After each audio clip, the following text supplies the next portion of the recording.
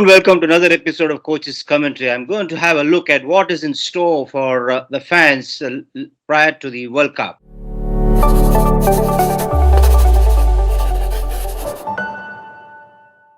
India and Australia are involved in a three-match series, and what can be better than watching these two terrific sides face off against each other? Yes, the timing of the series might be questioned, but there is no doubt that these two sides are major crowd pullers, and I'm sure that leading up to the World Cup, we are in store for some great excitement when these two sides play at Chandigarh, Indore, and Rajkot. All those tracks are good tracks for batting, and obviously, one can expect these matches to be tall scoring games.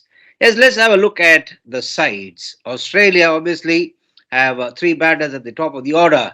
Labuschagne has started to open on white ball cricket, and of course, Warner has been really serving well Australia for a long period of time. And Steve Smith, he knows what to do to get runs, regardless of the format.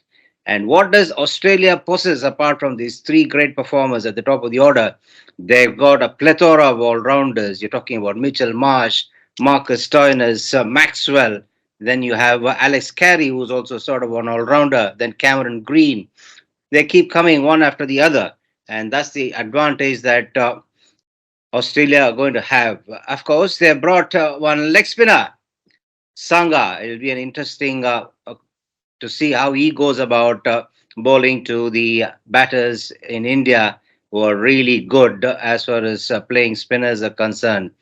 It'll be a case of him carrying on the tradition of Australia, pinning their hopes on a leg spinner to deliver the goods.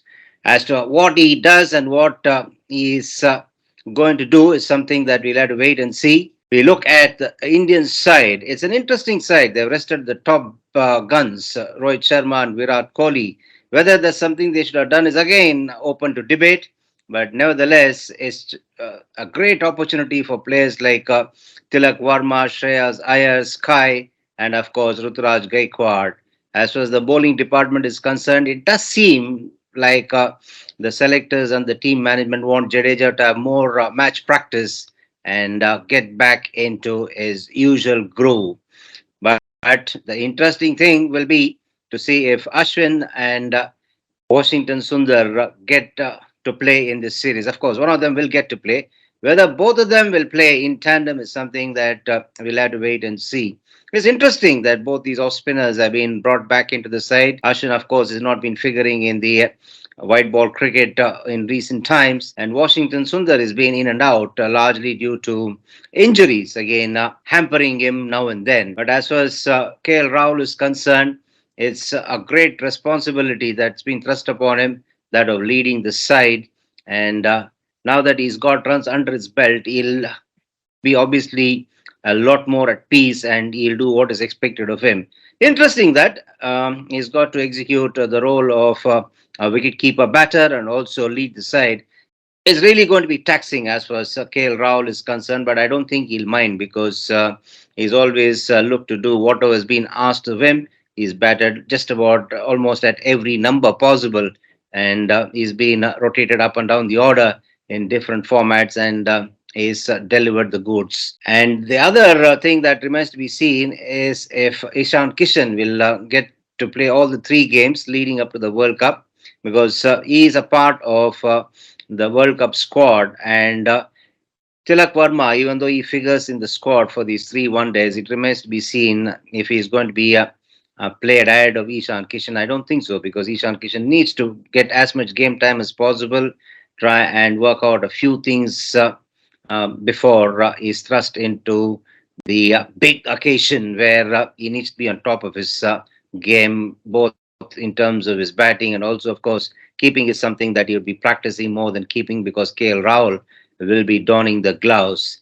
Unless, of course, they look at sharing the duties of a wicket keeper. Be that as it may, but I think one person who will really enjoy this challenge is Ravichandran Ashwin, because he's been in the wilderness for a long time as far as the white ball cricket is concerned, and now that he gets to play against Australia, he'll look forward to doing really something worthwhile and also impactful.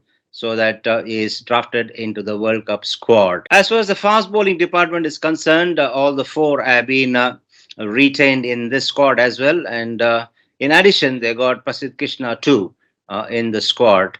Interesting that, because does it suggest that the team management is still looking at the fast bowling options, or is it a case of uh, sending a message to Prasidh Krishna that he is in the mix very much even in the future? So that is something that will definitely encourage Prasidh Krishna, who's also coming back after an injury. And you need to be handled well enough, especially when you come out of an injury. I've said this in one of my earlier episodes, but I'm sure that Prasidh Krishna is being absolutely handled really well at the NCA. And now that he's come back to uh, playing cricket, I'm sure that he'll be raring to go as well.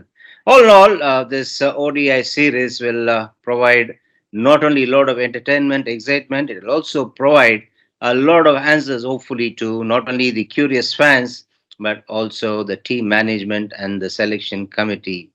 On that note, I'd like to wind up this episode. And as I sign off, I'd like to say that until I catch up with you next time, be good and stay safe.